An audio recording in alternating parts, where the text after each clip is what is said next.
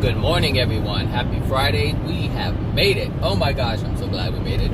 All right, so today I'm going to talk about feeling tired, what that really means. I made an Instagram post yesterday about it, and so I thought I would make a video about it so I can talk about it in detail.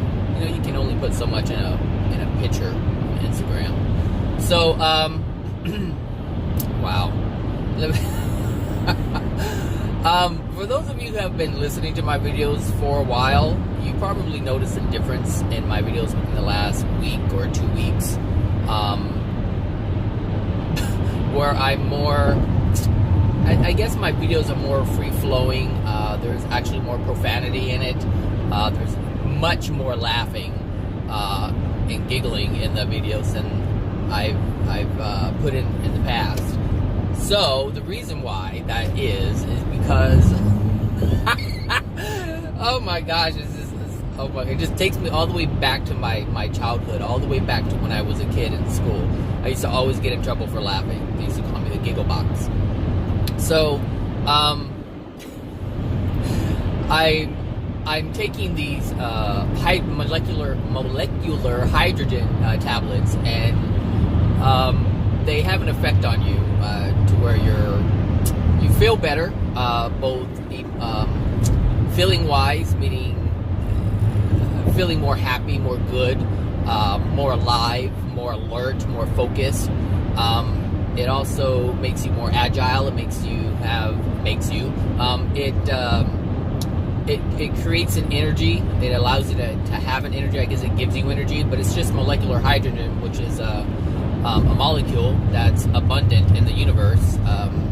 It's what the sun uses. It's what we actually use. Molecular hydrogen is everywhere. So I've been taking it, and so it takes about a week to 2 weeks for it to fully kick in, and so that's why you've noticed a difference in my videos, because I'm taking hydrogen. And if you guys are interested in it, just put a comment in the thing, and I can contact you or something to talk to you about it if you want it. But that's why you've noticed a difference in my videos, because what it does is this is not a hydrogen video, but what I'm saying is what it does. What it does is it allows you to be free without having. Maybe this should be a hydrogen video. It allows you to feel, I guess, to be you without all the junk, not without being affected by all the junk, which I had concerns about in terms of emotional injuries, because I knew it would have this effect. How it would affect me, I didn't know, because before I took it, I didn't know. I just knew how it affected other people and what their claims were and things like that. But I didn't know it was going to affect me like this, which is kind of good, but also at the same time, it's kind of bad if you're not aware. So, for instance, I swear this is not supposed to be a hydrogen video, but if you have a lot of emotional injuries, if you're feeling depressed or you're feeling down or you're angry and things like that, those are because of the emotional injuries within you. But hydrogen actually does something to the body where it produces more, I think it's serotonin. If that's the feel-good hormone, it regulates the body, so it upregulates and downregulates depending on where you are in your body. It just makes it to where everything is balanced, and so a lot of people have reported that their depression is gone. They no longer need medication. Blah blah blah. So, but what I was going to say is that if you do something like this, if you're taking this hydrogen, which is not harmful to the body, but if you take like hydrogen or any other kind of anything that alters the body, you can, like drugs or alcohol, you can believe that there's nothing wrong with you because you're feeling so good all the time. Now, that's the downside to it. So people are feeling, oh, I feel great, my physical illness is gone, my mental illness is gone, all these things are gone, yet the emotions still remain in the soul. And even though we're pumping the body with things to make us feel a certain way, that does not change the condition of the soul. And that's what we have to be mindful of. So what I've noticed thus far is that there are I'm feeling a certain way, different than I was before I took it. So that let me believe, or that led me to really see, I should say, that there are emotional things that I wasn't recognizing. That's what it told me, but only because I know to look for it. Someone who doesn't know anything about the soul or emotional injuries will take it and say, oh, I feel great. No different than a B12 or some kind of caffeine and say, oh, I feel energized. So anyway, I may cut that part out of the video because it's 5 minutes. But anyway, what I want to talk about is being tired, and why that is. A person, if you're tired, meaning if you're overwhelmed because you're doing a whole lot of things, you have your hands in different pots and you're trying to make things happen in many different places for many different people. If you're exhausted, it's because you are using the energy that is reserved for you and your desires. That's what you're doing. You're using the energy that you have for yourself. So the energy that you have, whatever energy you have, wherever you're at in your soul condition, the energy that you have is for you to create things that are loving, that are beneficial to you. That's what the energy is for. But when you take that energy and you use it for something else, towards something else other than yourself, even if it's an addiction, because if it's an addiction, you're not doing it for yourself, you're doing it for other people so you get something in return. That's how the addictions work. You don't do it for yourself. You're doing it for yourself, but it's in a degraded state, in a degraded manner, in a manner that is not loving towards yourself or others. That's what an addiction is. So, for instance, let's say you have, growing up, you weren't recognized, so you become an overachiever. And so you run yourself into the ground using all of that energy to prove something to someone else so that you get the praise in return. So you get the recognition in return. And so this is why people are so exhausted and tired right now, because on the planet, everyone is trying to please someone else. Everyone is trying to say, let's say someone doesn't have enough money, so they have a hustle. So they hustle until they're so exhausted, but understand that they're hustling because they need money. But in order to get money, someone has to give it to them. So they have to do all these things to please people in order to get what they're really desiring. So for some people get money, but that's not really what their desire is. Their desire is recognition. So how does that work? Well, let's say, let's take a salesman. A salesman will be an overachiever in terms of sales so that person is recognized. Of course, some money comes with it. That's just a natural consequence of high performance. But what they really want is the recognition. They want their name to be at the top. They want to be recognized for being the best. And that's the addiction. But they overextend themselves. And so it was interesting because, and the reason why this came up is yesterday when I went into the office, the security guard was there. He just looked worn out. He looked worn out.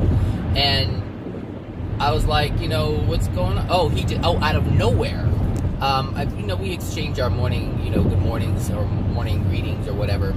And so he said he's going to be taking some time off. And I said, well, what happened? Because there's a lot of things going on with him, and then there's a lot of things going on with his wife. So I wasn't sure if it was because there was something, medically going on with him or whatever. I didn't know. So I said, well, what's going on? He goes, I'm going to do something, going somewhere. And I go, well, why? And he goes, I'm tired, man. I'm tired. And he's taking off from another job. I think that's what it is. That's what he said. So he's working 2 jobs. And so he said, he's tired. But the way he said it was with such passion. Like he was like, I'm tired, man. Like he's tired. He's exhausted. And the reason why he's exhausted is because he's overextending himself. Working overtime. Working another job in addition to the overtime to the regular job. And so he's running himself into the ground. But the thing is, he's running himself into the ground because he's doing things for other people. He's doing things for reasons that are outside of his own self pleasure, self benefit, and that isn't in a way that is an addiction. So, for instance, I work a full-time job, but I also work a part-time job. But I don't feel like I'm running myself into the ground. There are times when I'm like, okay, I need to take some time off for myself, so I don't push as hard for my second job. So I'll stay home. I'll go home and I'll relax, or I'll go home and I'll go to sleep. But I make sure that I take care of myself, because that's the only way you're going to be able to move forward. You have to take care of yourself. You have to. So then, what I mean, like when I say if you're tired, like when you're tired, it's too late. It's too late. You've already neglected yourself for a reason other than self. That's the truth. So when you're like, I'm tired, I'm exhausted, you've already overextended yourself. You've already neglected yourself to the point where you're worn out. You're not supposed to ever be worn out. You're supposed to always have energy. You're supposed to always feel good. Aside from the time when it's time to go to bed. At that time, it's really time to. That's the time to get some rest. But most people get what? Some people don't even sleep. They have intermittent sleep. They wake up in the middle of the night.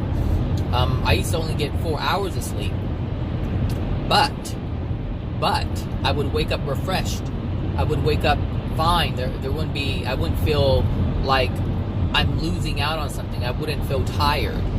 And the reason why is because I wasn't doing things. I wasn't overextending myself. I was doing things that I wanted to do. When you want to do something, you're not tired. You don't feel sluggish. You don't feel like you're being deprived of rest. You don't feel like you're running yourself into the ground when you do the things that you enjoy.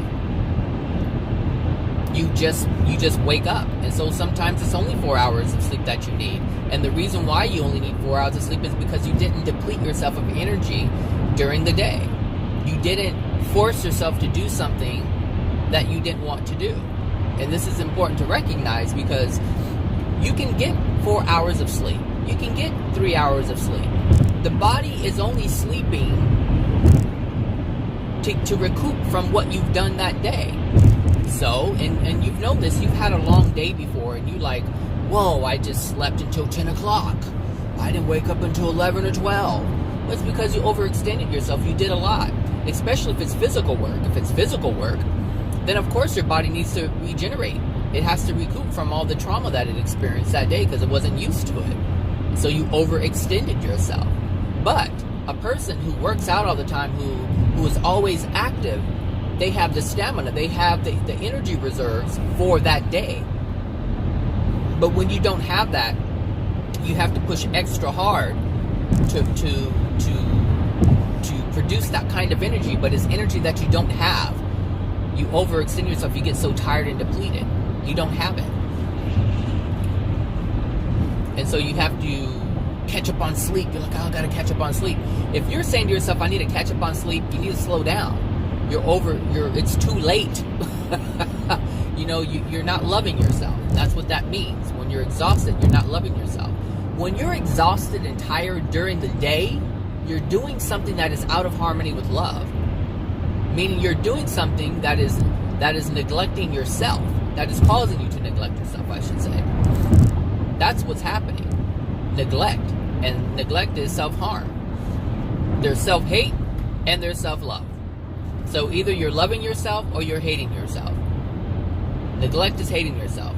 Self-harm, self-hate, it's the same thing. So what you want to do is love yourself. You want to take care of yourself. You want to pace yourself. And you never want to engage in something that's going to overextend you. And we do this when we attempt to help other people, or when we're engaging in an addiction. Both are unloving.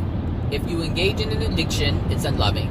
If you try to help someone and you put yourself out, it's unloving.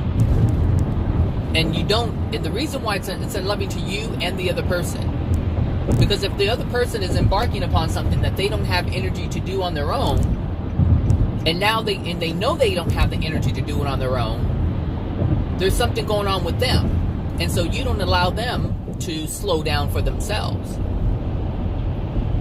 What you do is you help, what is that called? You enable them to continue destroying themselves, to continue embarking upon things that they can't really do on their own.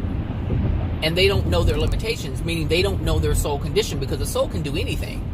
A soul can solve problems and do anything if it has the love within it, if it has the life force within it, if it has the energy within it. Understand that love is energy.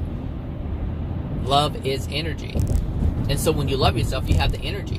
When you have love within the amount of love within yourself, that determines how much you can and cannot do.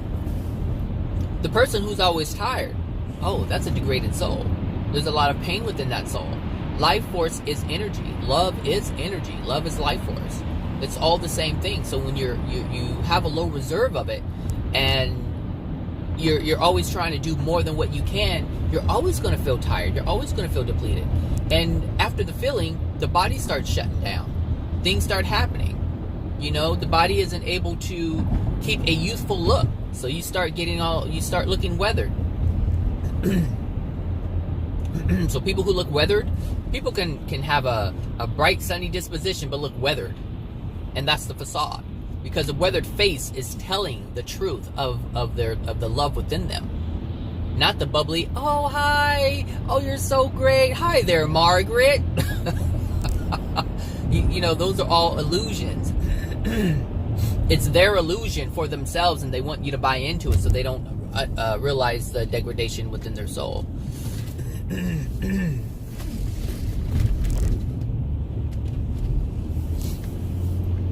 That's the truth.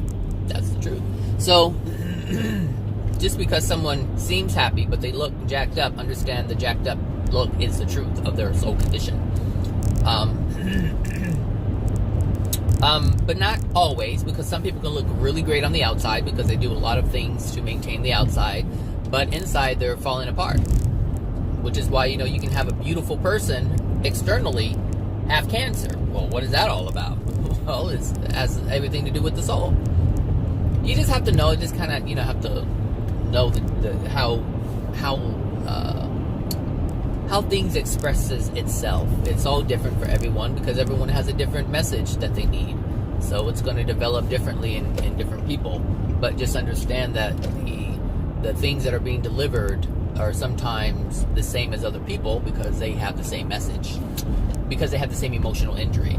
The reason why a lot of people cancer is so common is because the pain is common, the grief is common, the anger is common, the rage is common. Also, the suppressing it is common.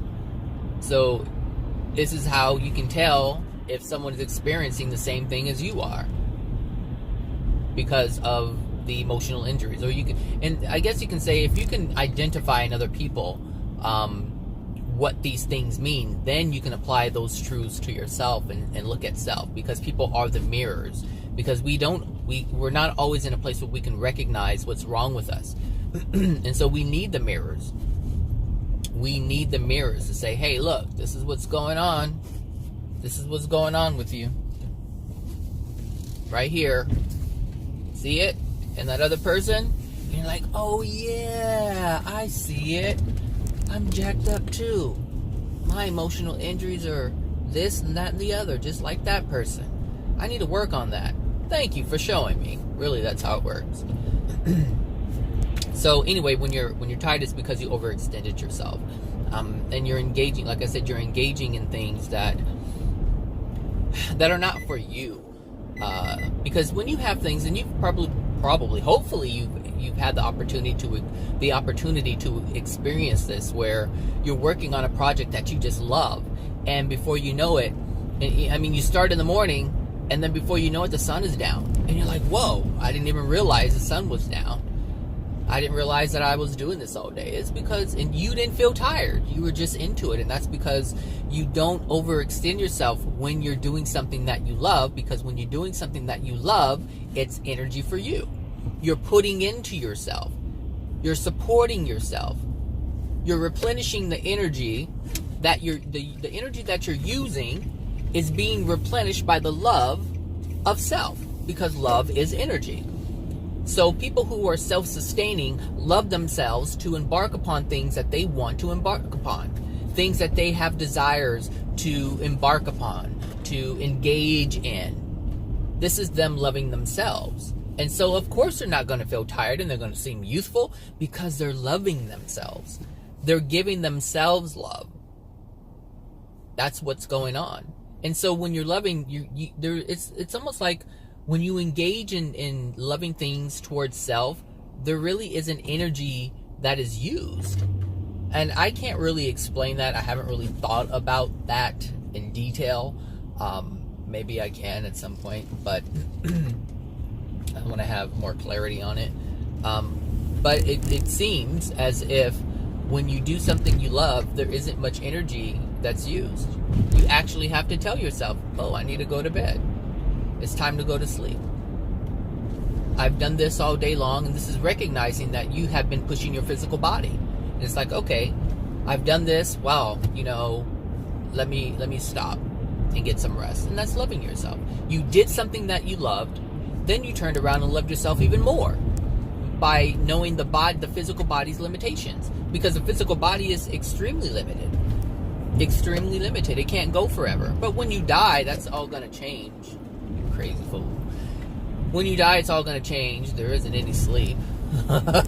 There is not any sleep, for those of you who do not know. There's no sleep in the spirit world. which is could be a bad thing or a good thing, depending on your soul condition. So the reason why I'm laughing is because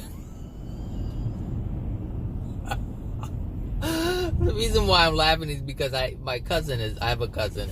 Yes, of course I have a cousin, but he has a certain belief system that's based on the Jehovah's Witness platform. So his understanding, he was raised in it, so his parents were Jehovah's Witnesses before he was even born. So this is all he has ever known. And so he has experienced some things, when I talk about my family, he's experienced the same things too, or similar things, I should say, not the same, but similar emotional injuries, things like that. So he was saying some things that were unloving, but he didn't see it as unloving. He just thought, he thinks it's funny, he thinks it's a joke. And the end result of that was, God will, basically, help me and take away all the hurt and sins and all that stuff, right? So I was like, okay, so I didn't want to challenge him directly, so I was asking him questions. So I had made another post and I said, hey, what happens to the people? Because the belief of the Jehovah's Witnesses is that when you die, those who are followers of Jehovah, which is what they call God, will go to paradise. And what I did not know could remember is what happens to the people who aren't going and who are not going to be angels, because there's only supposed to be 144,000 that are going to be angels. So I wasn't honking at the person in front of me, I was honking at the person in back of me who was acting cray. So I had asked him, I said, well, I said, so what happens to people who are not going to paradise and who are not part of the 144,000? I go, what happens to the other people? He said, oh, when they die, they're going to be asleep forever, for eternity. And I said, okay, all right. I'm like, look, I know what happens in the spirit world, but I was trying to allow him to see something with his own knowledge. And so my response was, okay, so they're all going to be asleep. All right, so that's his response, and I was like, okay. So I didn't tell him anything. I didn't challenge him, like you're saying. Meaning, I didn't say, well, that's not true or anything like that. I just kept asking him questions, and at some point, he said to me, "I see what's going on here. This is a lesson." Which meant what? He saw the lesson. He saw the message. He knew exactly what was going on in that moment, and we didn't talk any more about it, but he understood it. And that's all that's needed. It's for a little flame to come on, just a little light, so that he can apply that, because it's going to weigh on him, because it challenges his beliefs, his current belief system. So it's going to weigh on him. This is just a natural consequence of that. It's going to weigh on him. So hold on, I've got to see if I get to change freeways. Let's stay on this one.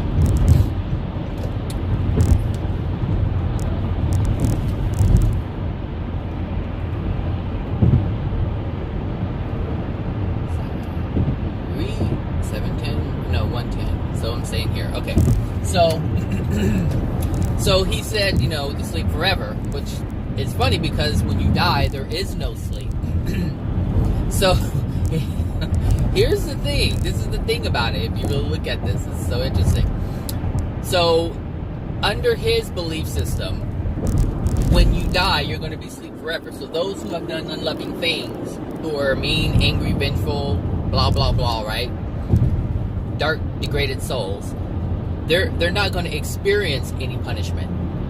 They're just going to be asleep forever. So meaning the people who did good in God's eyes from their perspective will be rewarded by being in paradise. And of course 144,000 will be angels, so they'll be rewarded by being angels. But also the people who weren't, they will just be asleep. There aren't any consequences for their actions. Good or bad, there's none. You'll just be asleep. But there isn't any sleep in the spirit world. The spirit body does not need sleep. Now it needs rest, but it cannot sleep. And this tells you, this does fall in line with this. Depending on who you are, because you've heard this, when you die, you're either going to be in heaven for eternity or you're going to be in hell for eternity. But the heaven or the hell, which is what people refer to as heaven or hell, which is basically good experience, bad experiences, that is determined by the soul. So depending on the condition of the soul will determine your experience for eternity. So they say. It's not eternity, because you can always change. You can always change. So, what does that mean? That means if there's no sleep in the spirit world and you have a degraded soul, guess how often you have to experience that degradation.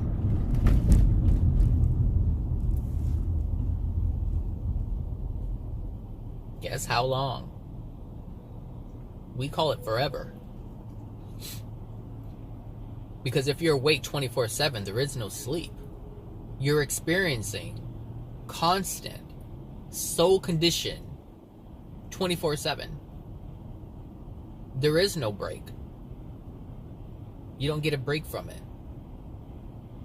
So imagine this. Imagine you're still living life in the spirit world like you are living life here. So for the overachievers who do it, and you're not going to know this, you have the opportunity and the potential to see it, but you won't actually recognize it. Most people won't recognize it, but you have the opportunity to see it. On earth, we use money as the excuse to do things that we do. So if you weren't recognized as a child and you're an overachiever because you want to be recognized, because that recognition is a form of love for you, that's how you've interpreted it. When you do that and you die, there's no money to be had. There is no currency in the spirit world. None whatsoever. And so you do things for the real reasons, which is still the facade, but you're doing it. There are people that you're going to look up to, and you're going to do things in order to get their attention, in order to get the recognition from them, to seek out their approval, because that's the core reason why you were trying to make money, that's the core reason why you were doing the things that you were doing on earth. You may call it money. You may have used that as the illusion for yourself and the illusion for other people, so you don't have to admit that you are really not feeling good about yourself and you seek approval. So if that's something that you want to hide and not admit, you'll use money as an excuse. Oh yeah, get the money, get that money, make that paper. That's what they say. But in actuality, what they're trying to do is make up for something else. Money is just that cover. It's that mask. Money is the mask. So when you die, you're going to still do the same things that you were doing here on earth. You're just going to be doing it for different reasons. You'll call it a cause. We're trying to help people. We're trying to do this. We're trying to do that. And so you're still getting the recognition. Not understanding the recognition that you're receiving or the approval that you're seeking is because you don't have it within yourself. And this it's an opportunity for you to learn and see it for what it is. But most people will just switch the mask. So it's no longer money, since money isn't in the spirit world. So it's going to be for a cause. It's going to be because I'm helping people. You do understand that, most people who try to help people are degraded, right? Like, when they try to help people, when they try to do things that award them recognition, they do that because they lacked it as a child. And they feel some kind of way about it.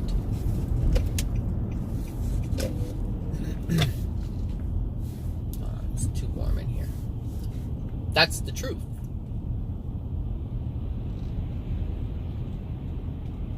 This is why they're always unhappy. Have you ever, sometimes it's hard to see because these people put on such a facade.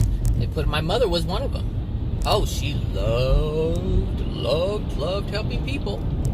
She loved helping people, and she used the Bible as an excuse. She said, there is great joy in giving than it is in receiving.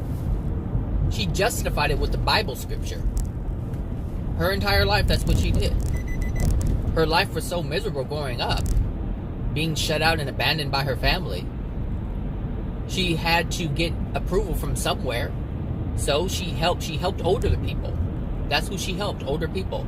That's why she became a CNA. That's why she took care of old people. She would clean their house, because it's recognition the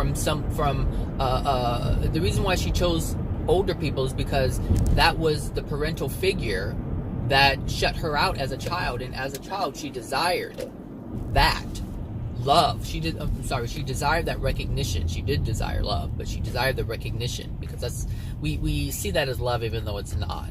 But we see the recognition, we see the approval from older people, and that is what she was trying to do.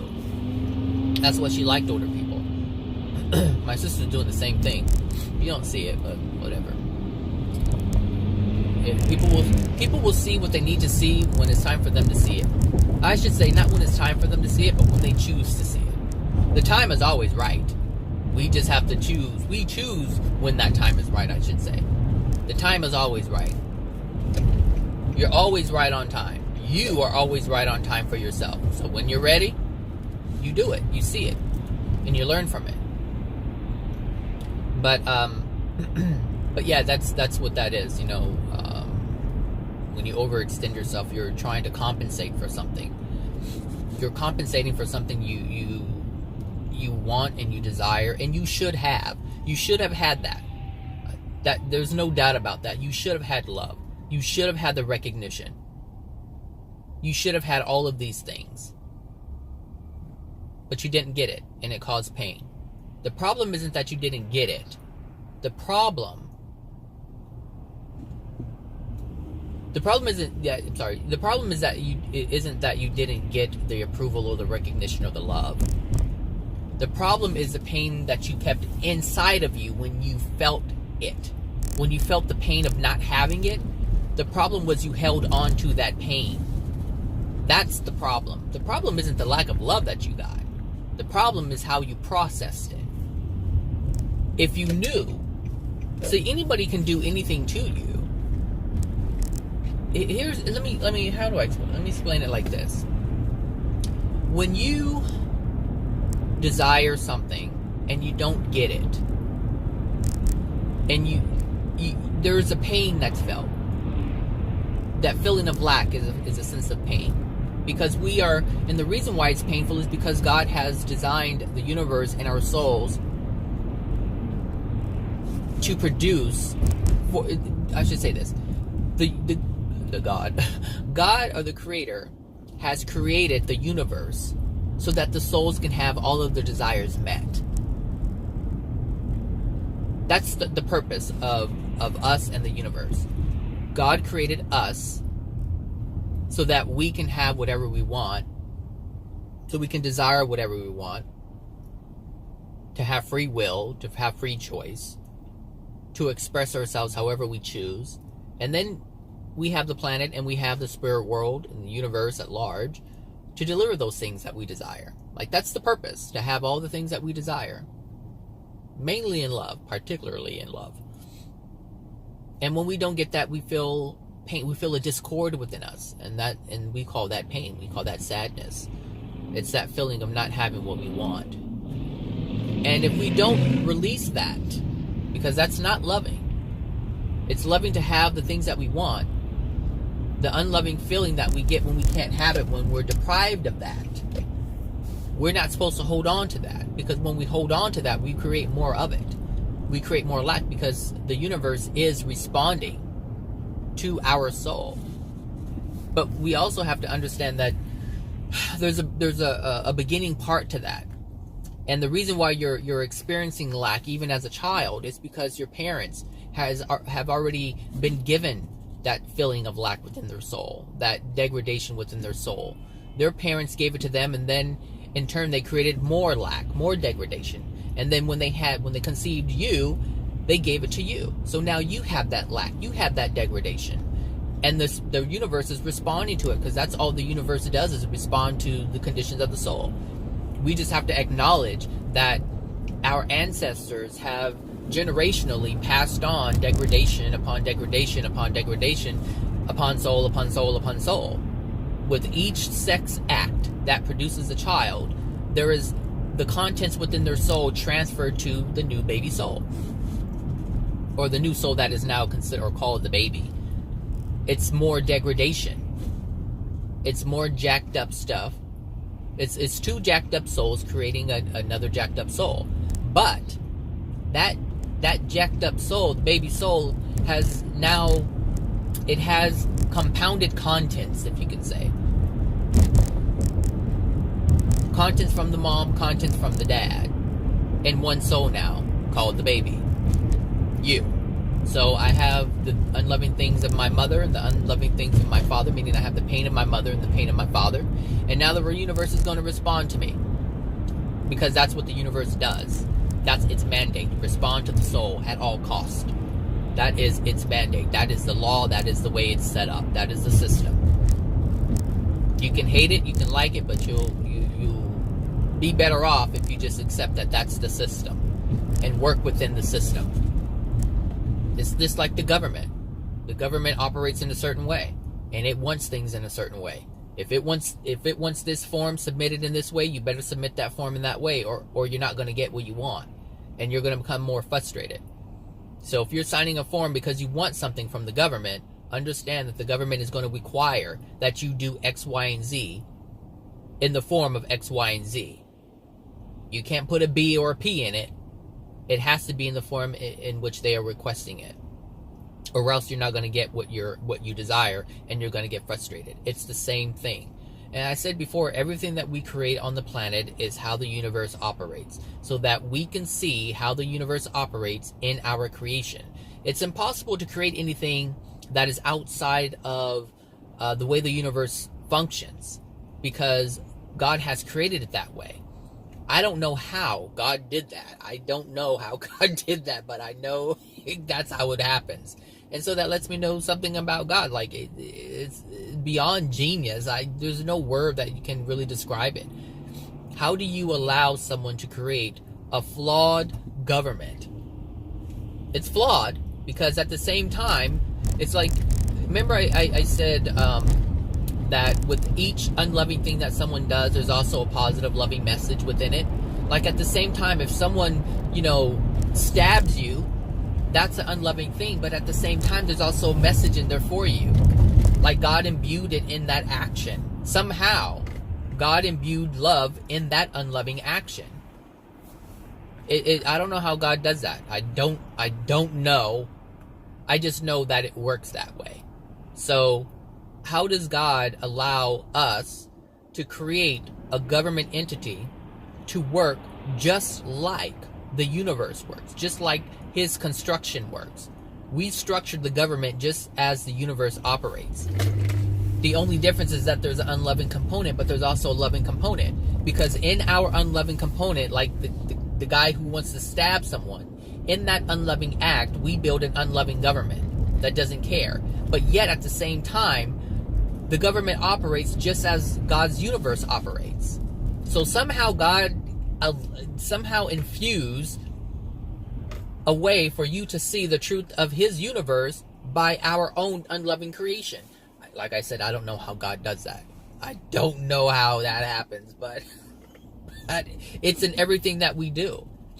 Everything that we do. There's no way around it. You cannot escape the presence of God because God is in everything. And I'm starting to realize that more and more. I'm starting to understand. It's not just a hashtag. It's not just a slogan. It's not just something you say. Like, I can actually see it. And it's freaking phenomenal. I mean, what I just explained, I mean, have you ever really thought about it like that? Have you seen it like that? Probably not. Most people, I don't see how, because if they did, they wouldn't be doing the things that they're doing. That's for sure. If they could see that, then they would see the love in every single thing. They would see the love in every single thing. Every unloving thing that they've experienced, they would see the love in it. But a soul who is degraded won't be able to see it, and so therefore they can't benefit from it. And so they want to take the long route. The long route. Hold on a second. Okay, I'm back. So what was I saying? They want to take the long route. This is what they want to do. And what I mean by the long route is we're giving, like I said, we're given messages. We're given messages in the unloving way, in the form of pain, and we're also given messages in the form of love. And the short way is getting the message that's sent in love. So with every painful thing, if you look at it in terms of it being positive, then that's the short way. You get the message right away and you can make the change. You can make the change right away. But if you want to look at the pain and focus on the pain, that's a long way. And it takes forever. And this means that you're going to have to continue to overextend yourself. You're going to continue to overextend yourself. You're going to wear yourself out. You're going to run yourself down into the ground. You're not going to have time to do what you want to do because it's too busy doing other things for other people. That's what that is. So, when you're living your life and whatever it is that you're doing, there are things that, let me say this. Sometimes we engage in the things that we enjoy doing, but we do it for other people. Meaning, we may know how to do things like, there was this guy maybe 3 days ago that I ran into, and he was tired. You can just tell, just exhausted. Even there was a lady yesterday, and she was just huffing and puffing. I just knew you are worn out. Like, she was exhausted. She was irritated, agitated, frustrated, huffing and puffing, and I knew that she was overextending herself.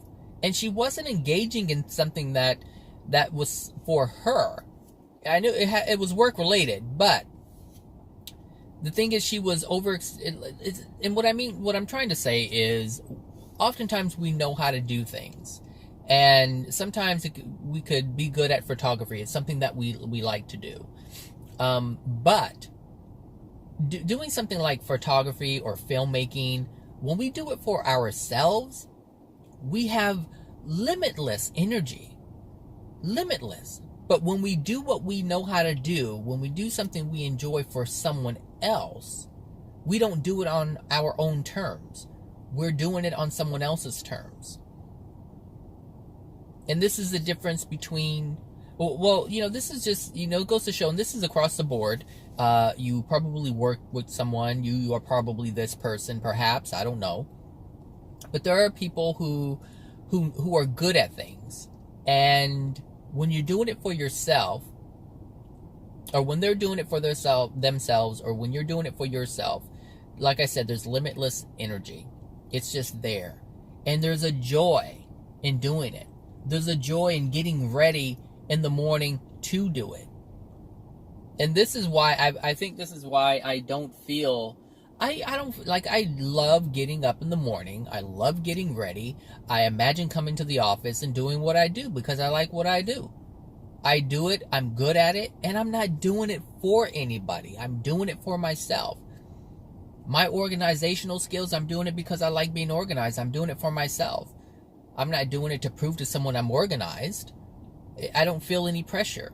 When someone asks me of something, like the other day when the CEO has been asking me to do things and asking more, every time I do something, they ask more and more and more. I'm not seeing it like, oh my gosh, she wants me to do more. I'm like, oh, this is cool. I get to I get to expand my knowledge. I get to show myself what I'm capable of. Like, that's how I truly see it. I don't see it as, oh my gosh, another report, or she's asking for this, or she's asking for that now. That's not how I feel, and that's not how I see it. And so I'm not overextending myself. And lately, these days have been going by so fast, which is why I've been mentioning that in my videos lately, because I'm actually recognizing what is the difference between a month ago and recent. 2 months ago and recent, I should say. Possibly 3, but maybe 2. There isn't any resistance because I'm doing things because I enjoy doing them. It's like, I don't see it as a challenge. I see it as recognizing what my capabilities are, expanding my capabilities. And so I don't feel overwhelmed. And before I know it, it's like, oh my gosh, there's 30 minutes left. Let me, start tying up things. It's time to go home. And I say to myself, there's just isn't enough time in the day to keep going because there's so much more I want to do. Versus the day dragging on long and you're like, oh my gosh, I have 5 more hours. Oh my gosh, I have 2 more hours. Like, I'm looking at the clock. I'm like, oh shoot, it's time to go home. Sometimes I look at the clock and I'm over my time. I'm like, oh, let me get out of here because I enjoy doing what I'm doing. I'm not overextending myself. I don't feel tired. So I have energy. And by the time I get off work, I'm like, oh, what can I do? I'm not like, oh my gosh, I just want to go home and sleep. That's not what I'm feeling because I'm not doing it for other people and I'm not seeking anything. I'm doing it for myself. And because I'm doing something that I love, I'm loving myself. That's it. I think it's exciting to expand my awareness. I think it's exciting to expand my current state of being, my knowledge, and I think it's amazing, and it feels good to see what you're actually capable of, because you can't find out what you're capable of if you don't embark upon new things. So I allow, like, I'm allowing the CEO to say to me, hey, look what else you can do. Look, I'm not asking how to do it. I'm just doing it because I know I can do it. It doesn't matter what they ask me. It can be done. That's the confidence that I have in myself. That's the ability that I know I have. How long it will take, I don't know. But it usually comes pretty quick. There was something that happened yesterday with Access, Microsoft Access, which is a database for those of you who don't know.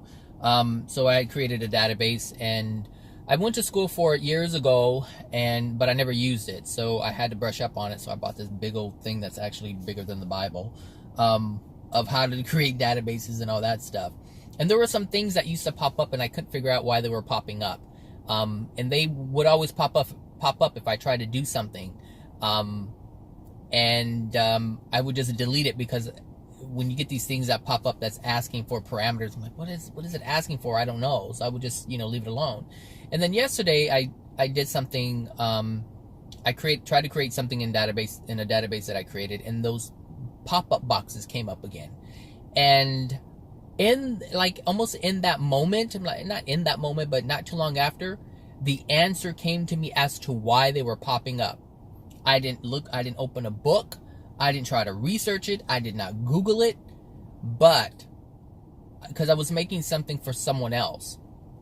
I was making a report for someone else, and that I felt that they would need. I had suggested. I said, okay, that I'll do this for you. And so, since I know it, I created the thing that they needed, and those error messages popped up, and it wasn't too long later, or not too long after, I said, oh, I kind of yelled it out. I said, oh, I know why those error messages are popping up. And she's like, you do? I'm like, yeah. And I went in and I did it. And I fixed it. And it was something that I couldn't figure out for over a decade. Over a decade, I could not figure that out. And it just came to me. And the reason why that is because when you increase your soul, or when you allow more love to come into your soul, you improve your soul condition. And when you improve your soul condition, you have clarity. And this is across the board. It's not just in certain subjects. It's clarity across the board. And so you don't have to ask, or you don't have to research how certain things are done. All you have to do is exist. Love allows you to have the answers, no matter what it is. So here's something, I had bought this book to figure it out a long time ago, couldn't figure it out, and then out of nowhere, it comes to me. Now I understand you have the guides and the guardians and they're helping, but the point is, even if that's happening, it's only because my soul condition is in a space to receive that type of information, to receive that kind of communication with the spirit that's higher in love than I am. Because, and this is with anyone, it's like if you try to go talk to a drug addict and tell them, hey, you're destroying yourself, they're not going to understand what the hell you're saying, because their soul is too degraded. But as they improve their soul condition and you say it, then they understand, because now they have more love for themselves, because they're not doing things to destroy themselves. So it's the same thing in the spirit world. It's the same thing. When you improve yourself, you allow the answers to just come to you. Whether they're speaking it to you verbally, or they're dropping the thoughts or the idea into your mind. Your soul has to be willing to accept it. If it's not willing to accept it, it can't accept it, and then you can't benefit from that knowledge, because you're preventing yourself from benefiting from that knowledge, because you're preventing yourself from allowing it to come in. So understand, when you're living your life, it doesn't matter what you're doing, even if it's for your kids. If you have children, do not overextend yourself. Love yourself first. Show them this is how it's done. Sorry, little Johnny. Sorry, little Sue. Mommy needs to take care of herself. Daddy needs to take care of himself. This is what you need to do for yourself too. So you don't allow people to overwork you. So you don't allow people to take advantage of you. So you don't allow people to expect you to overextend yourself for them.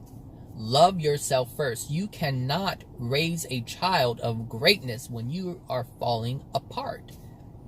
If you're not great, you're going to produce a child who is not great. Now, you may force the child, you may push the child into school and to do good grades, but at some point, they're going to have to rely on other things in life. And those things are the things that you did not give them, or wouldn't have given them if you didn't show them that this is what they need. Like, if you didn't do it for yourself is what I'm saying. If you don't do it for yourself, how in the hell are they supposed to know this is what to do? This is why they're allowing other people to take advantage of them. This is why they're stressed out. This is why they're on anxiety medication. This is why they're this, and this is why they're that, because you didn't show them. And you didn't show them. And you can tell a child anything, but it's the example. Because if you're living the example, if you're living it, it's within your soul. And if it's within your soul, then you're passing it on to your child. That's simple. That's simple. Well, my voice is going away, so that's that. So have a wonderful Friday, everyone. I hope you guys have a great weekend. Try to remember this weekend. You know, if you have obligations, if you agree to something and you're tired, cancel the obligation. Because it should never be an obligation. An obligation is unloving to self. Any obligation for or towards someone else is unloving to you. An obligation is not a desire. If you desire to do something, then understand you should follow through with that desire. However, if you're tired, then you need to recognize that you're trying to engage in something without having the energy to do it. And that's unloving to self. You need to understand the limitations of your being, the limitations of your physical body, the limitations of your mental capacity in this moment. If you just, in your mind, you're like, I just cannot handle that, but I said I was going to do it, don't do it. Cancel it. Say, I can't make it. I'm tired. I need to get some rest. Or I need to do something that, because sometimes we don't need to get sleep. We just need to do something that we love. We just have to do something that we love. That's it. We can say, I'm tired. You can go out and work in the garden if this is your passion, and you'll feel rejuvenated because you're doing something that's loving towards yourself. You're something that you love. You're engaging in something that you love. So that means you're engaging in love with love, which is power in the body, because love is a life force. Love is the power. And that's what sustains us.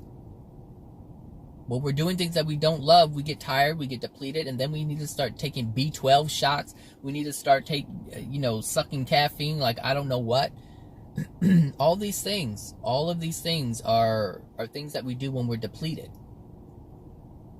And so you have to engage in things that you enjoy. Be mindful of that. Or not. It's up to you. I'm just putting it out there. You do whatever you want to do with it, but I'm just putting it out there. So anyway, that's that. Now I can end this video. I hope you guys have a wonderful Friday, and I will talk to you guys later. All right. Bye now.